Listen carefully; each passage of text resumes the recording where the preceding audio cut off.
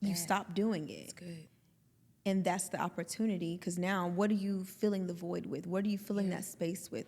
Why are you no longer praying? Why are you no longer having your devotional time? Why are you no longer surrounding yourself with your support Why system? are you not going to therapy anymore? Yeah. That.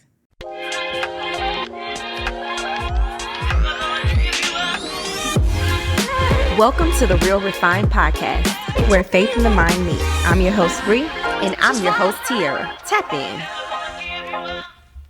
Hello, Real Refined fam. Welcome back to another episode. We back with another one. Another one. Hey, you come in so smooth. I like it. You have to always start it, because if I try to start it, I'd be messing up. So yeah, that's how I go. We did good. We did good. Yeah. I feel very. Who says that? DJ Khaled says that. Yes. Why was I gonna say Rick Ross? Anyway, all right. So we're back with another episode. Today we're gonna be talking about real depression, and I know it can be a depressing topic, but I think it's something that it's important for us to bring awareness to. Yeah. I don't think that we don't talk about it enough. And when we do talk about it, it's kind of like downplayed a little bit, in my opinion. And I can't say it's becoming a buzzword. Sometimes we use it as a crutch for some people, but in reality, depression is real. And I didn't understand it until I experienced it. And I didn't take it serious until I experienced it. And I want to say, because we are the intersection between faith and the mind, I understood it from both the mental health side and the spiritual side, that depression is a spirit. Yeah. And it was tearing me up all the time, it seemed like. That is a big dog. Oh my goodness. So I remember just kind of going off of the experience with it. I more so felt it after having my daughter, in which I didn't realize it was postpartum depression, that I just kind of downplayed and was just like, okay. And when I think about it, I might have experienced it with my son, but I still didn't really understand, like, am I just sad? Like, why am I sad? But it was in the military where it was just really, I was really under attack to the point where I was just like, all right, take me out. I'm done here. I don't want to be here anymore. I don't want to live anymore. And I didn't understand that. I didn't know how to come out of it. I didn't understand what it was. And when I think about it, I was afraid to even say that something was wrong because of the stigma behind mental health in general, especially as a soldier. Oh, yeah. That's a different topic anyway. We'll get there. But I just didn't want to speak up. I felt like if I say, you knew me in the military, very hood, very dress right dress, very much have my stuff together. Yeah. So if I was to say that I'm struggling, how would that make me look? Yeah. If I was to say that, you know what, I'm crying, I don't know why I'm crying, I'm not motivated, how would that make me look? I was afraid of being judged. And I think that's the overall topic. It's just the stigma. I want to bust the stigma behind depression, because I literally thought that it made me weak. Yeah. Because I experienced that. And it's a real thing. There's seasonal depression. There's so many different levels to it, and everyone has their own experience with depression. And it's about education, right? So when you understand what depression is, the signs, the symptoms, knowledge is power. So now you know how. And then when you look at it from the spiritual side, you know how to combat it. So have you experienced depression? Oh, yeah. I experienced depression when I was in the military. I've experienced since I've transitioned out of the military, and I also experienced it before I went to the military. So I have a lot of experience with depression, and honestly, that is one of the generational curses in my family. I've seen one of my parents deal with it for a while.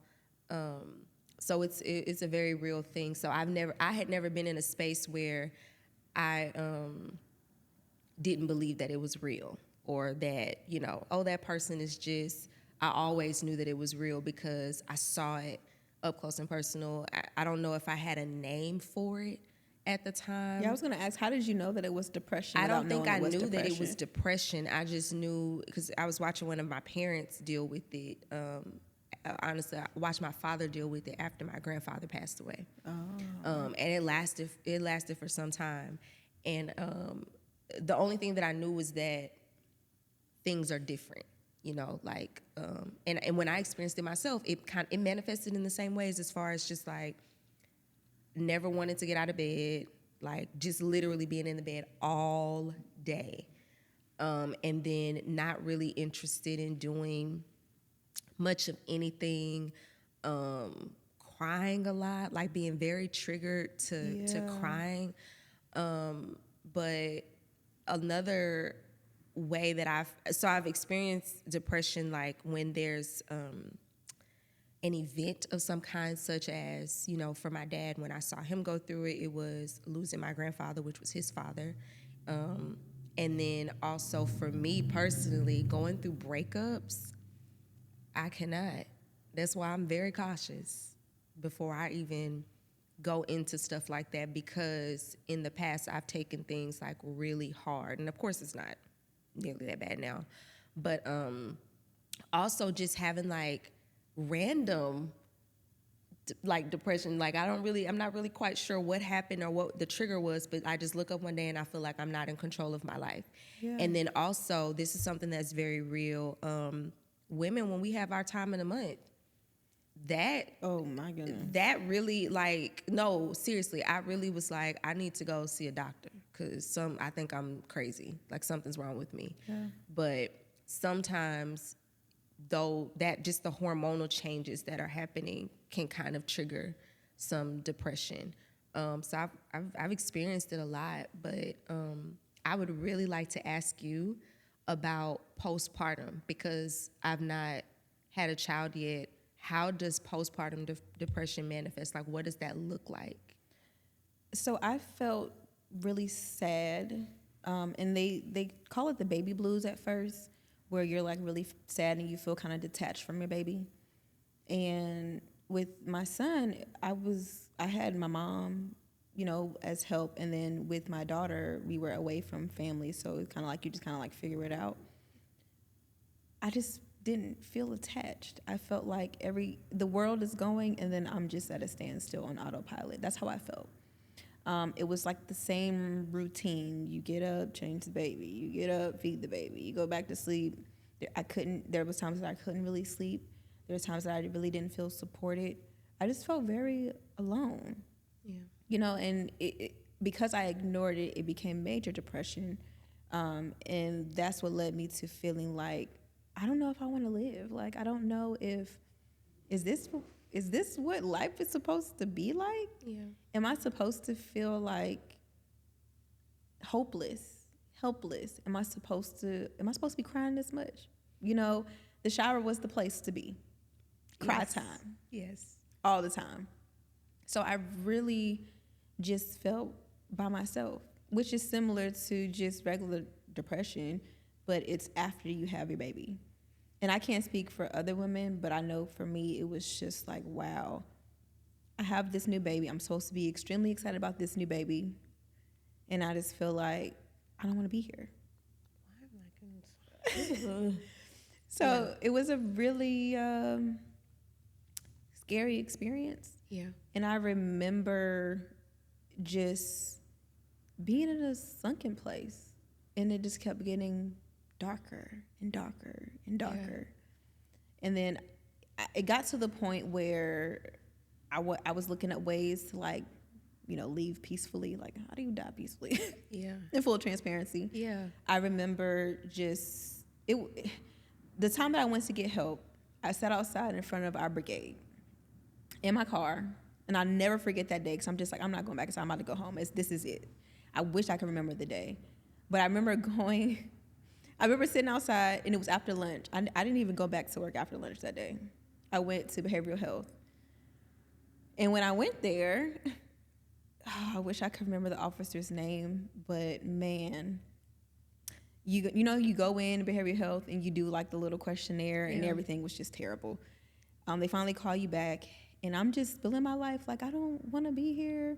And she asked me something that I lied, and she said, "Are you gonna be okay? Are you okay to go home?" I said, "Oh yeah, I'm gonna be fine." And as I'm starting to get up, she was like, "No, I don't think you're gonna be okay. Don't cry, Bri, don't cry." And she admitted me And I remember she reached out to our first sergeant at the time, and he came up there. He was just like, Williams, like, and I'm just like, no, I'm okay, first sergeant. Like, I want to go home. I'm good. I want to go home. First sergeant. I'm like, I want to go home. I'm good. The downside in that is that I didn't tell anybody. Yeah. The day that I was being admitted, and when I say admitted, I mean it's like war, just full transparency. Like the day that I was being admitted, I sent a group text to like those that supported me, and I was just like, all right, look, I'm about to be gone for a few days. I didn't even know the process. Yeah. And everybody, my mom immediately came down, and it was just one of those times where I just suffered alone. Yeah. And nobody understood. So what was the point? And when I came out of that, the lack of support that I had from my unit, that crushed me even more. My stuff was in a box when I came back to the office.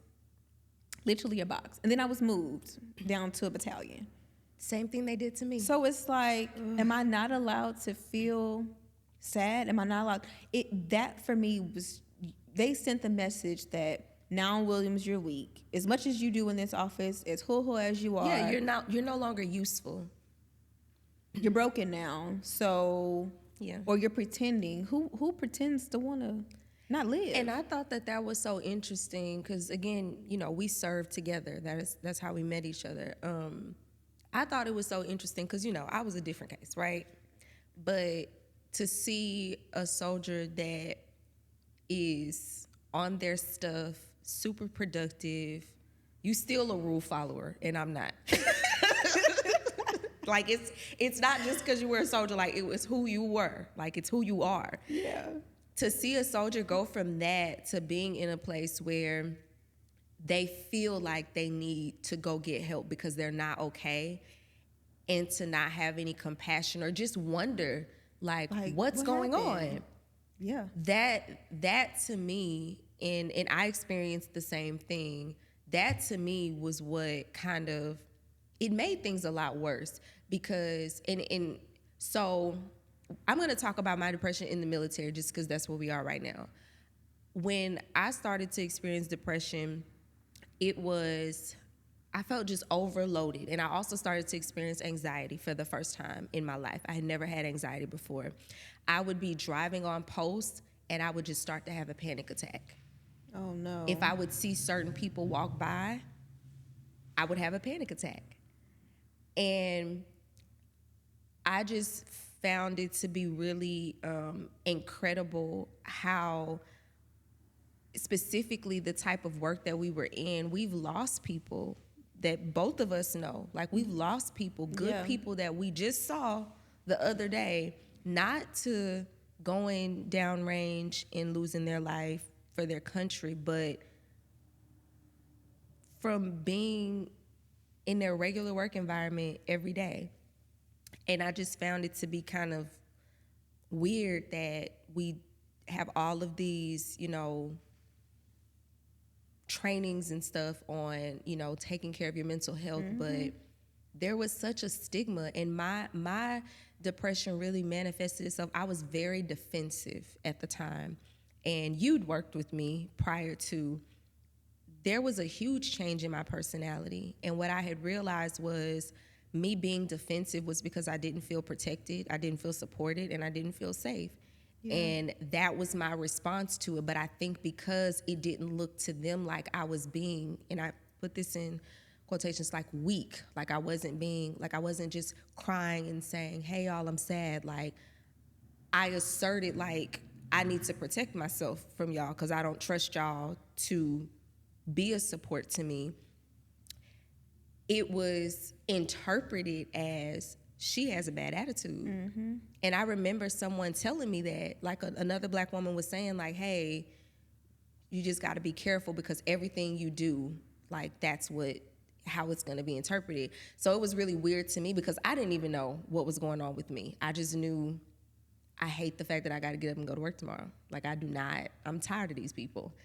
And I just hate that their lack of understanding or wanting to understand that it takes different forms, right? Like, I didn't just wake up picking a fight with people, but if you don't see that there's a change in how productive I am, I used to sing in the office all the time. I used to do word of the day. Like, we had fun. We did.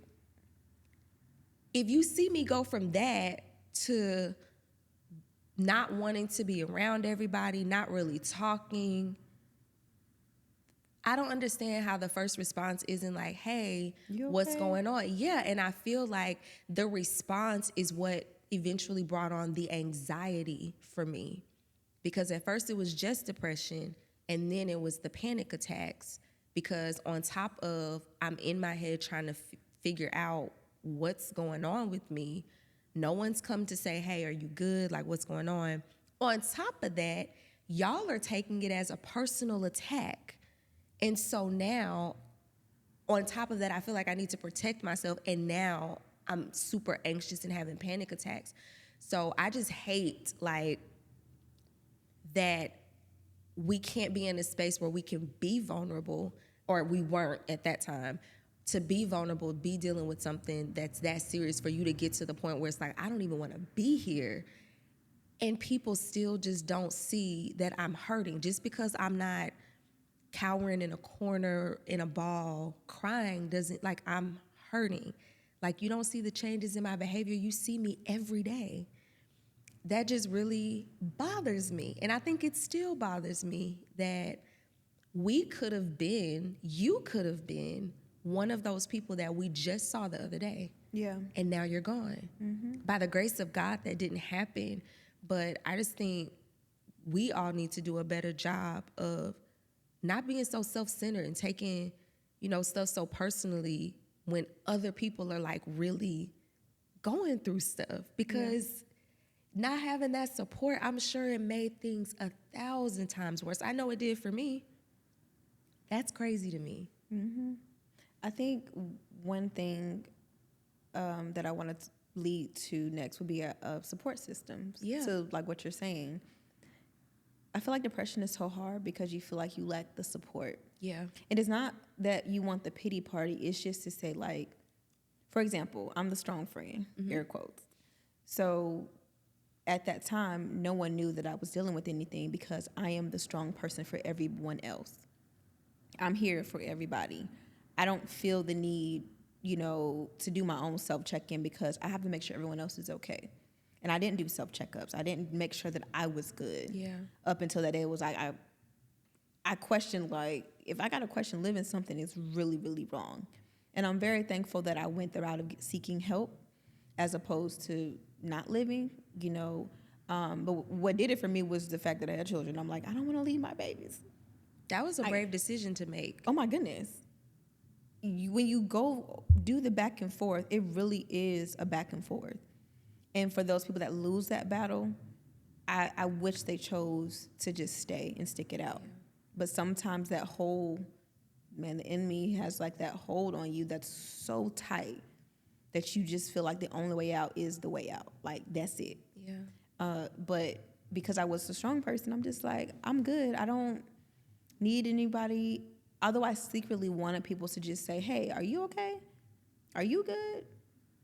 Besides, like, you or maybe others. But after that happened, even my mom was more attentive to, I had my first, like, panic attack in the car with her. And we were leaving the store and we pulled over and I could not breathe. Because I didn't have panic attacks before that. But I could not breathe. And of course, when I reflect back, I know what triggered that. And it was just like, something has to change. Yeah. And what I found is that we go through all of these steps because depression has hit me more than once, and I now know the why. Yeah. The why is we go through all of these steps to get out of the dark place, right? We go to God. We look at positive support system, positive affirmations. We're in prayer. We go for walks. We do the things that make us happy and brings us joy. And the moment you start feeling better, you stop all of it. You stop doing it. That's good. And that's the opportunity, because now what are you filling the void with? What are you filling that space with? Why are you no longer praying? Why are you no longer having your devotional time? Why are you no longer surrounding yourself with your support system? Why are you not going to therapy anymore? Yeah. That. why did you stop doing those things? So that's the enemy's opportunity. Well, since you don't want to guard your heart and your mind anymore, since you want to be passive, I'm going to bring this back to you. And he's not just bringing depression. Yeah. He's bringing other spirits too that are coming to jump you because your house is clean. Yeah. And you're not filling it with anything. Come on. So at the end of the day, I learned that if I want to, and it creeps up on you because you don't really expect for depression. It's sneaky. Depression is sneaky. It's a sneak attack because you can feel like you're doing really, really, really good. And then one day you're just hit with sadness. But the key to that is to be aware of your triggers. Who are you surrounding yourself with? Who are you talking to? What does your day look like? Now, if you know watching a certain TV show is going to trigger an emotion, do that. But getting to the root of why we're depressed did it for me. Yeah. And when I got to the root of my depression, it wasn't even just military. There were some childhood things that I have suppressed for years. It's almost like you suppress it because you want to forget it. Yeah. And it's possible that your mind will do that. And then eventually, because God wants you to work on it, since I've learned that even with talking to you, I remember calling you one day like, oh, no, I don't want to deal with it. And you just told me like, you're going to have to. Oh, no, you have to. Those were suppressed memories, and it just starts to come back. And I'm just like, oh, I have to deal with this now. Yeah. I have to deal with this so that I'm not impacting my kids. I will never forget what really made me like be serious about making sure I don't fall back into depression and stay there. Years, I think my son was like maybe 5 or so, and maybe 6, because he was talking pretty good. And I was depressed, and he said, he was like, why don't we go outside anymore? Yo. Man. Don't cry, Bri. You a thug life, you know what I'm saying? When he said that, I was just like, wow. I'm like hurting because I'm not dealing with my stuff. I'm hurting my children. Like, because I am not being intentional, because he's 5. He don't know what depression is yet. He just knows that mommy's sad. And it broke my heart. Yeah. It really tore me up. So I was just like, I can't.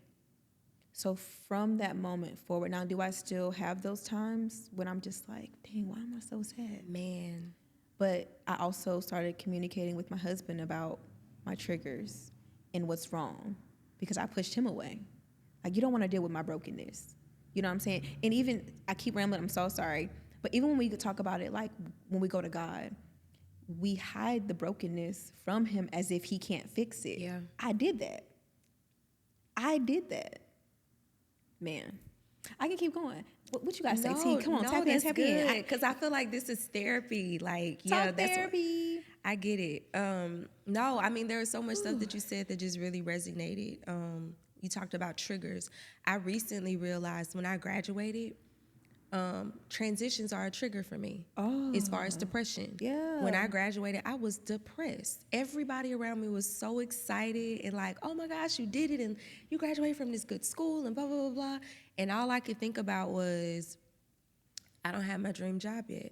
I don't have this. I don't have that. Like I was just completely unsatisfied, and I was not able to just be in the moment and just be happy and say, man, like, I remember when you asked God if this was the next step, and he told you exactly what you would be doing, and you took the step, you got into this great school, and you finished. You were driving 9 hours a week. You should be celebrating.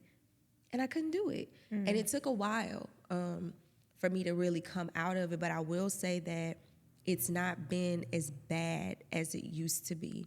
And I think that is because I have more of an understanding of who God is. I have more of an understanding of what depression is. It is not just a mood. It is not just a mental health condition. It is a spirit. Yeah. And like you said, it brings other stuff with it, and it is something that you cannot fight by yourself. I even tried at one time, and I'm not against, but I tried medication. And I couldn't do it. I tried it maybe for like 3 days. And even the stuff that was starting to change, I was just like, absolutely not. And that's the thing that I say, like, I'm a big proponent of mental health, but some things we try to fight with a therapist it's a spiritual thing. When your therapy stuff is not, that means that you are dealing with a spirit. If there's resistance to the things that should work, even with prayer, there's like an escalation of force. We know this in the military. Like, it's some stuff you can just disarm a person, or it's some stuff you might have to use your weapon. There's just different levels of force that you use depending on the resistance that you meet. And so with depression, it's like, if going to talk to my best friend, and just sharing this thing isn't working, or I prayed about it, that's not working. Jesus says in scripture, this kind come out only by prayer and fasting, meaning that there's some things that you can just pray about it and you'll be good. There's other things that you have to escalate what your weapons are. And one thing that you said that I want to reiterate is having people, because I know when you're going through it, it is so difficult. You just feel like you can't do anything. Having people that will fast and pray for you and with you and check on you and get on your nerves, like, and remind you, like, this is something you're going through, but your life is good. And remind you of, like, remember when you used to be like this and then this happened, and remember when you thought it was over here and then this happened. People that remind you, your support system, which is why I think I'm so, like, got so frustrated when we talked about, like, our experience in the military with depression, because your support system makes a huge difference in how you come out of being depressed. And I think that there's a lot of people that don't know it's real until it happens to them. Oh, guilty. They don't think it's real until it happens. I mean, you're not alone. Most people don't know that it's real. I just had experiences with it very young. Yeah. So I didn't have a chance to be skeptical about it. But I do love that it's almost like when you fight the bully, you know how the bully fights. So you know what I'm saying? Like, oh, when I'm dealing with this, like this, I got to hit you in the head with a brick. Like, I can't just fist fight you. I got to hit you in the head with a brick, or I got to pick up a chair. We ain't fighting fair. You know what I'm saying? Like, I'm not fighting fair because I want to win. You know what I'm saying? So it's almost like once you go through it, and for anybody that's dealing with it now, you're going to come out on the other side of it. You are. You get the tools, and you kind of know, even being able to recognize, like you said, the triggers. Like, when I know that a transition is happening, God prepare me for this transition. Like, let me get my mind right. Let me be intentional. Let me start practicing gratitude. I slipped and I wasn't doing it. So God, I thank you for this day. I thank you for food to eat. I like, just being present. I think when we're dealing with depression, it really robs us of presence. Like, because you're just thinking about literally worst case scenario. Like, you don't have nothing positive. You don't have a positive outcome to give. Like, everything is just, no, this is it. This is over. I'm never going to do it. It'll never happen. Yep. It's called the negativity bias. And the negativity bias, and I've spoken on it before. I think I've also sent it in a devotional. But when you think about it, again, I said previously, your mind is built to protect you. So it amplifies the fear. So you're like, stay away from that. Don't do that. So when you think about the negativity bias, it's one of those things where you can do 1,001 things right throughout the day. But that one additional thing that you do wrong, that's the only thing your mind is going to be on. And we have to rewire that and then be intentional. Like, no, I did 1,001 things right today. Yeah. This one thing that I did, quote unquote, wrong, it doesn't matter. Because look at everything that I did. Isn't that like the enemy, though? It is. The one, like, you have all of these great things, and it's like, let me magnify the thing that makes you feel bad. Yeah. The thing that makes you feel like you're, worthless, or, you know what I'm saying? Like, out of all the good that's happening in your life, let's sit right here on this one thing. And that's literally, in my experience, that is depression for me. Yeah. It does not matter. And most of the time that I've experienced it, I have just been elevated in some way to something that I've never had before that's better than what I've had before. And I can't enjoy it. I remember when I moved to my apartment when I was here, and it was a luxury apartment. It was beautiful. And anytime like someone would visit, or I would show a video when, you know, my family is just like, oh, your place is so nice. But I was in there, and oh my gosh, I was in that apartment for like 7-8 months and did not unpack one box. I only unpacked my bed and took out some clothes. I had boxes in the living room for months because I was depressed. I just couldn't bring myself to do it. One of my friends actually came from out of town, and we decorated and unpacked the boxes, and I just couldn't do it, because I'm in a place where I have this beautiful place, I have this beautiful view, I have all of these great blessings in my life, but yeah, I'm still dealing with this, and this didn't go right, and I just don't understand why it didn't go right, and it must be something about me, because how come every time? And it's just like, that is the devil. Like, it's the devil. Not to say that the devil can like make you think a thing, but it's just like the focus. Do you make you say that? And it really can like be debilitating. Like when you really think about how you feel when you're depressed, it's like, I cannot get past this. I cannot move past this. My lens that I see everything is Eeyore. Oh, yeah. Like, I can't move past it. And it's crazy because there's always something good happening. The fact that you're just alive, like the fact that you might have a support system, you can look back at things that you used to be dealing with that you're not dealing with anymore. I used to deal with this illness, and I'm not anymore.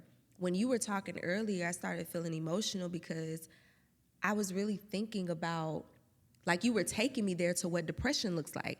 And I was like, man, it's been a long time since I've been there. Yes. And I'm grateful for that, because it does not feel good. Like, it's not fun at all. And I'm just grateful that I'm not there. I haven't been there in a while. Not to say that I don't have, like you said, Yep. There's those little moments and episodes, but they're not nearly as long, not nearly as low. And I'm grateful, because like you said, it's gonna always try to come back. Mm-hmm.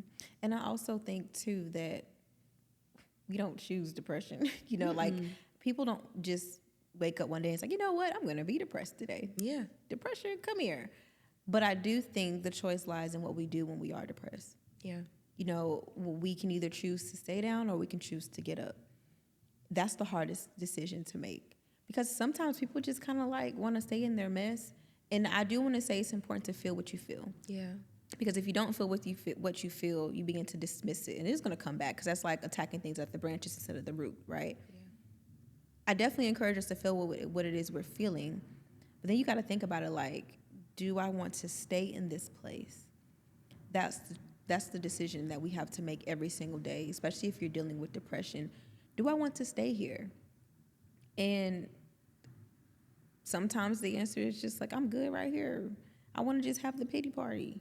But if you have a solid support system, they can be like, all right, come on now. It's time to get up. Let's pray about it. Let's get up. Let's do something about it. And I think the choice to just get up is so powerful. It is. And whenever we're offered depression again, because we are offered it next, you know, the first time we really feel like we don't have a choice, because it kind of just comes and you don't even know what it is. And when I think about childhood, I'm like, if I did experience depression, I had no idea what it was. I wouldn't be able to say, oh, yep, that was depression, like how you were saying, like you experienced it before, because you saw it. I wasn't taught about it. No one really talked about it. Mental health in general was not a thing really even in my family to discuss. Yeah. Even like the addiction to alcohol. Like I have uncles who have been addicted for years. Yeah. And that's a different conversation, like addiction. Yes. But like even thinking about that stuff, no one talked about, well, how did they get there? It obviously was something that they're trying to suppress. Yeah. Because, I mean, alcohol is a depressant. Like, people think that you take it, you drink alcohol. Because, I mean, it does pick you up a little bit, but there's a downside to it. Yeah. It's a depressant. Yeah. So people kind of wallow in the alcohol or wherever their substance is to fill a void. Yeah. Depression makes you feel empty. So we start doing things whether it be sex, drugs, gambling. Like, we start doing stuff to fill that hole, to really be like, something's missing. I want to put something in here, but you just don't know what it is. Yeah. And I strongly suggest that we begin to become more aware. I remember feeling like just like a fraud when I was depressed. Oh, yeah. Like feeling like there was like this picture where there's this like little dark person, and it's like four little pictures in it, and you can see that he's the little dark figure. He gets out of his bed, he goes in his closet, he pulls like a little, I guess, a person Bodysuit. Yeah, and then he's walking around happy. That's still in my phone to this day because that's exactly how I felt. I was pretending. Yeah. And depression makes you do that because you just don't want people to know that you are struggling. Yeah. But there's power in just saying, like, look, I'm having a hard time. And you got to know who to say that to, because you have to have the right people. But, man, if I knew then what I knew now, I think it would have been a lot different when I experienced, depression. And I'm, like I said, it creeps up here and there. But one thing that I really encourage people to do is just to not abandon the steps that took you out of the dark place. Yeah. Like, not abandon those steps. Don't stop hunting the good stuff. Don't stop searching for the things, the small things that you're grateful for. Don't stop just waking up like, man, thank you, God, for this. And even if we're not where we want to be yet, like, it's still an active pursuit of the good. So we're not feeling worthless. And even think about feeling worthless, that can go back to childhood, limiting beliefs, where people are telling you that you are not great. People are telling you that you'll never amount to anything. Getting to the root is so powerful. Yeah. And I think it really takes for us, I know this is a heavy topic, and I think it's so heavy because it's real, and it's one of those things where, how do you lighten up a conversation that's dark?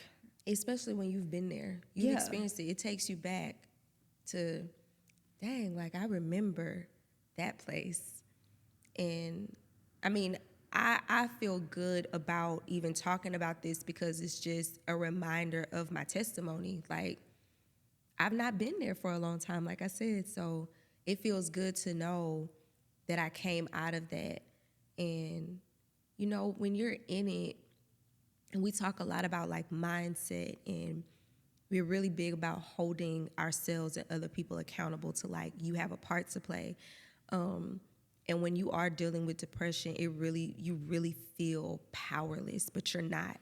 And I know for me, and I don't know if this was your experience too, I remember when I moved into my apartment, I would be like crying, and I would just be like, God, like, come on. Because the move was a good thing. It was something that I knew I was supposed to do coming out of a bad situation. But I was just like, there's no way I came out of something bad just to run into this. You know what I'm saying? Like, come on. And it felt like day after day, I tried the medication, stopped that. I was like, there has to be something because I have to get out of this. And not realizing that when I asked the first time, I was already gonna come out of it. There was already a plan in place, but sometimes, like in the book of Daniel in the Bible, he prayed for 2 weeks. He was fasting and praying for 2 weeks for something to happen. And then I'm grateful for this account in the Bible because it's not just something that happened that time, it's what continues to happen. It just shows us how things work. The angel came to him and said, hey, God sent us to bring your answer, but there's the prince of Persia, which was a principality, a demonic spirit that was resisting him. So I have to go get Michael to help me fight him. But we're like basically saying, like, we're coming, we heard you. God heard you, he sent us, we're on the way.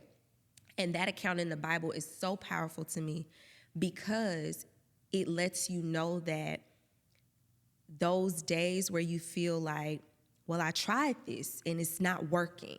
Because when you're dealing with depression, I need an answer. I need it lifted yesterday. Right now. Like now. But it's just a reminder that things are moving. Like there are angels. There's prayers that we're praying right now. There are angels fighting right now, resisting whatever powers are working against what God is bringing in the answer. There are angels that are bringing messages, that are moving things out of the way and making your road open so that you can walk through it. They're moving right now on your behalf, but a lot of times, especially because, we're flesh, like it feels like nothing's happening. And so then I'm going to just give up. I'm going to just take my own life. I'm going to just go drink. I'm just going to smoke. I'm just going to, you know what I'm saying? Because it's like, I need peace right now. And it just kind of leads to kind of what you're talking about. We're going to talk about this at some point, but whatever can give me relief is what I feel a sense of loyalty to, right? Yep. So if God is taking too long and I go ahead and I smoke and that does it temporarily, but it does it, guess what I'm going to keep going to? Mm-hmm. That I'm going to use what works. And I think that is how that cycle of addiction can get started. And guess what? When you start opening the door to this new thing, you'll convince yourself, oh, I don't deal with depression anymore. But that's just because you've replaced it being the chief operator or the strong man with addiction instead. It's still there. Mm-hmm. The only way for us to truly experience healing is through Christ. That's literally the only way. Even with going to therapy, liberation comes through Christ. Not just knowing who he is, but knowing what it is that he's called us to do, how he's called us to live. The gratitude practices, the Bible says over and over again, in all things, give thanks. On all occasions, give thanks. It says pray without ceasing. Yep. Those are things that the Bible tells us to do. And like you said, when we kind of fall out of the habit of doing that, it's not that we're doing it to make God feel good about himself. We do it because that's what keeps us safe. That is what safeguards us. And not to say that nothing's ever going to happen, but it's not going to be the blow that it could be if you're prepared for it. And I think a lot of times depression comes when we have stopped practicing gratitude. We've stopped talking to God. You know what I'm saying? We've stopped listening for what God has to say about certain decisions that we weren't even supposed to be in. I only want to deal with the things that I'm graced to deal with. Job in the Bible, he was graced to go through what he went through because that was what God ordained. He didn't just go open a door for an attack. God ordained him for that attack. He had the grace for it. So that means that he was going to get through it no matter what. You know what I'm saying? Yeah. But there's some things that you're not graced for that. You're not even supposed to be over here. I'm gonna give you grace to get through it because you're mine. I love you. You're not even supposed to be over there, baby. What you doing? Come back over here. Yeah. What you know, are you doing? But I just hate how common this is. Like you're talking about the stigma of it. It's the stigma to talk about it, the stigma to go seek help for it. But depression itself is extremely common, not just with women, not just for people in the military, not just for people that are in law enforcement, for men, white people, black people. Like it's out there. It's a real thing. I hate how common it is. And I have to know that on some level, it has to be common because we don't make a practice and a habit of equipping ourselves in the ways that we should to ensure we don't fall into it. And I think it's something that comes, but I don't think it's supposed to take us out. Yeah. And I think I've definitely been in a place where I felt like, no, God, if you don't come, it's going to take me out. Like, come get me, please. Please. Come pick me up. I'm ready to go. What advice, before we close, what advice do you have for people who are currently experiencing depression? Man. It's hard because, like I said, me instructing you to do anything, it's like, I know it feels like I can't do that. I don't have the strength to do that. I can't. Something just has to happen because I can't. But if you can bring yourself to just call out to your creator And I know it's like, girl, can you give me something tangible? I know. But seriously, not even just with depression that time. There's been other situations that I've found myself in, and I've cried out to God, and I've done it multiple times. And I'm still trying to figure things out, but it's just like, God, please help me. I really don't have anything else. And like I said with the story in Daniel, he hears you. Things are going to change at some point. And the other part of that is your support system. I know a lot of times when we're dealing with depression, we feel like, I don't want to be negative, and I don't want people to look at it like I'm always, Eeyore, or I'm, always sad and always, and I'm bringing this onto them. Don't be unfair to your support system. That's literally the reason why we have them. You don't need a support system if you can stand on your own. You need support when you cannot. You only need crutches when one of your legs is not functioning properly, right? Your people are there to support you when you cannot stand on your own. So you are robbing them of their place in your life and why they're there if you do not open up and share with them what you're dealing with. Because guess what? If you're in that place where you can't pray, you need somebody else that can pray for you.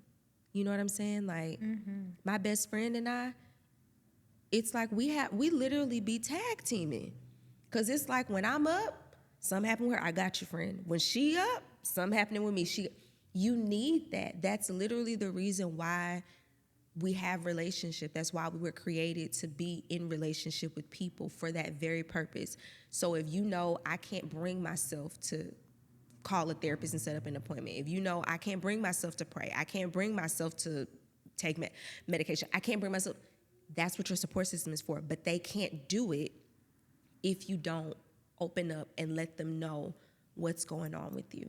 So of course you might not want to sit up and be around people all the time, but people need to know what's going on with you. You have to give people the opportunity to be the means through which God reaches you by telling them what's going on. That's good. I think what I would leave the people with, or anyone dealing with depression, is that I know it feels like you'll never get out of the dark place. I know it feels like you're going to be stuck here forever. I know it feels like it'll just never, ever get better. But I want to tell you that it will.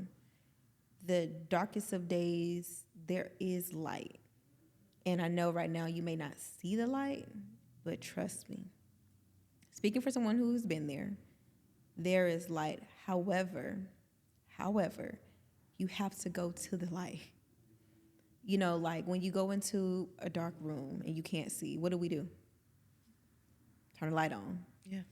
Otherwise, you're going to just be around in the dark. Yeah. You're just going to be in the dark scrambling and panicking because, oh my goodness, I can't get my way out. I can't find what I'm looking for. Go towards the light. Every day that you wake up, think of something good. Thank God for the fact that you woke up, because some people are not even waking up. Start with something small, and every day give yourself more positivity.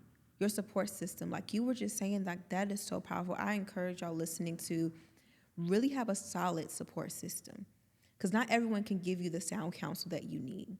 Not everyone's equipped to bring you up out of that place. I've learned that. I'm very selective about, hey, friend, I need to vent. You available? I don't do that to everybody, but I had to learn that because not everybody provides sound counsel. Oh, my gosh. So get you a support system that's going to provide you with sound counsel. Continue going towards light and hunting the good stuff, and talk about it. But take action as well. Yeah. So I really hope that you all no longer continue accepting the offer that the enemy gives when it comes to depression, because he's going to offer us trouble every day. I want to throw this at you. And so when you start to put your thoughts on the negative things, be like, wait a minute, we have to literally take every thought captive, like immediately. As soon as you get the negative thought, you have to be intentional every single day of just rewiring. Renewing your mind isn't a one-time thing. When I was experiencing depression, it literally had to be a mindset shift. I can be in a defeated mindset all the time, or I'm going to just be a victor.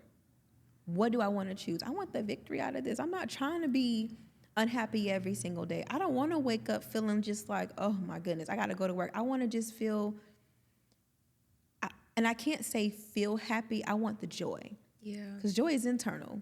We should be working ourselves from the inside out.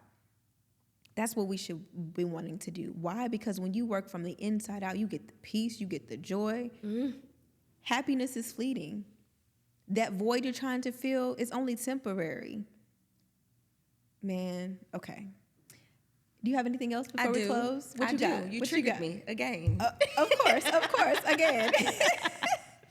No, but when you Trigger. get that window, because I'm sorry, when you get that window where you have the strength to do something, right? Be mindful of who you're spending your time around and what you're spending your time doing. So, like if you're going through a breakup and you get on social media, you're going to see every post about being done wrong in a relationship. You know what I'm saying? Yep. Like you're going to see That's how the what mind you're works. dealing with. So, and we, have recently talked about patterns before, right?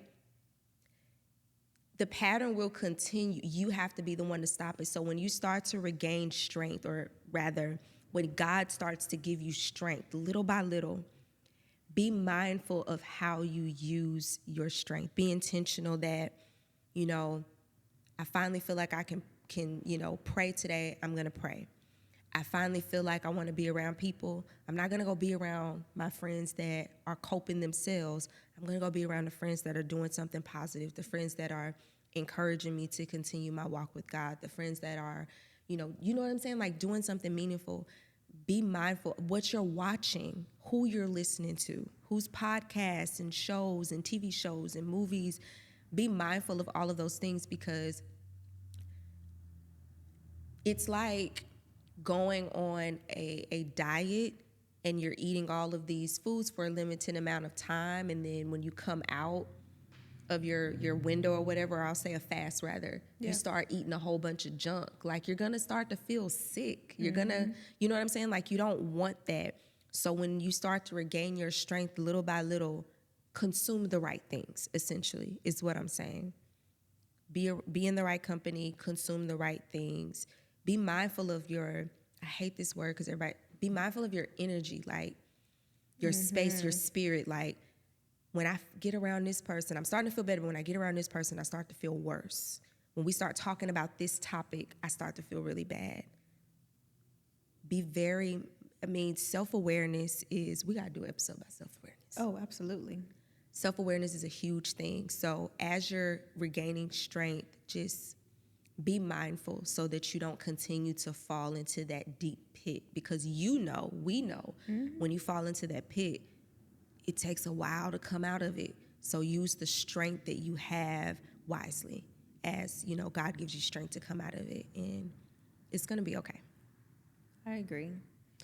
Well, this was really good. It was. It's always so, I like the word real and refined. You know what I'm saying? It's always hard to just dig that deep, but I'm glad that we do that. Yeah. And I love our transparency, because it's one of those things where, y'all, we're not perfect.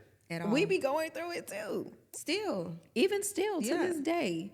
But providing you all with the tools to get out of that, that's what I love. Yeah. I love that we can fill y'all's toolbox up with these amazing strategies and things that you can do to get out of the dark place. Oh my goodness. There's just so much on the other side of depression that it's just like, oh my gosh, I could be over here all the time. Okay. Yes. There's more life. There is. So thank y'all so much for rocking with us. Until next time. Bye. Bye.